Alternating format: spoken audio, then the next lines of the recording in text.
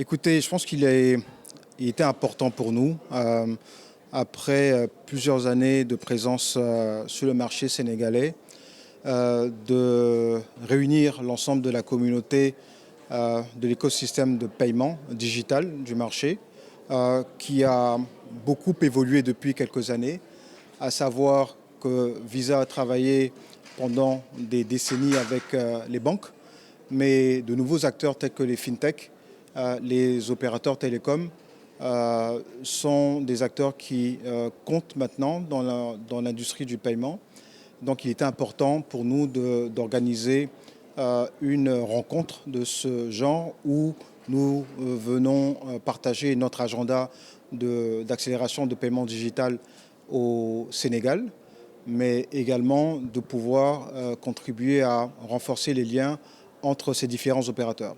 Mais en plus de ça, il est important pour nous de veiller à ce que notre régulateur, donc la BCAO, soit présent afin de montrer toutes les évolutions technologiques que nous sommes en train de déployer sur la région Afrique de l'Ouest, notamment UMOA, et rassurer l'ensemble des différents acteurs sur la pertinence de ces solutions-là pour le marché sénégalais. Alors aujourd'hui, plus de 90% des dépenses de consommation des ménages s'effectuent encore en monnaie fiduciaire, donc le cash.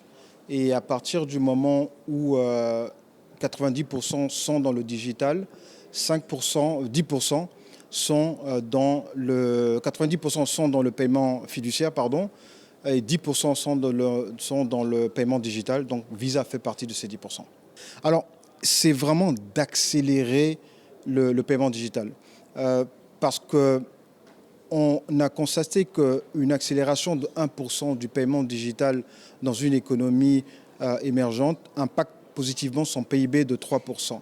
Et pour nous, c'est un indicateur important, dans le sens où le Sénégal, à l'instar des autres nations du monde, doit s'inscrire dans cette dynamique de digitalisation des paiements, ce qui apporte beaucoup plus de transparence, beaucoup plus de fluidité, mais également permet à des commerçants, par exemple, qui acceptent le paiement digital, de pouvoir voir leur chiffre d'affaires croître de 17%. Un autre impact positif du paiement digital est pour l'État, notamment pour les États, et l'optimisation de leur collecte fiscale, collecte de taxes également. Donc en digitalisant l'économie, on peut contribuer à pouvoir améliorer la pression fiscale des États. Alors les défis sont de plusieurs ordres. Déjà, il y a les défis technologiques. C'est plutôt l'infrastructure dans nos pays. Mais nos pays sont en train d'avancer dans la bonne direction.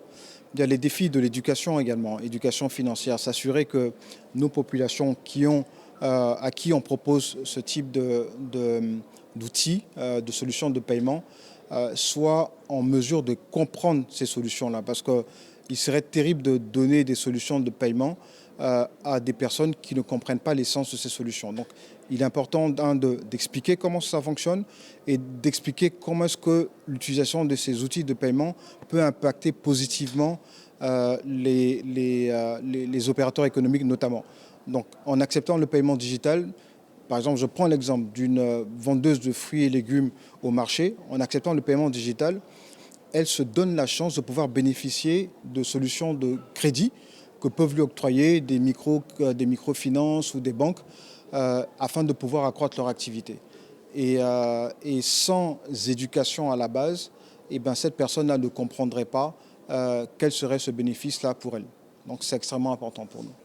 Effectivement. Alors, Visa investit énormément dans la sécurité parce que c'est notre ADN, c'est et c'est la garantie qu'on apporte à ces milliards de porteurs de cartes dans le monde. Donc on s'assure de le faire, on développe des outils qu'on met à la disposition des banques, des fintechs, afin qu'elles puissent sécuriser leur environnement.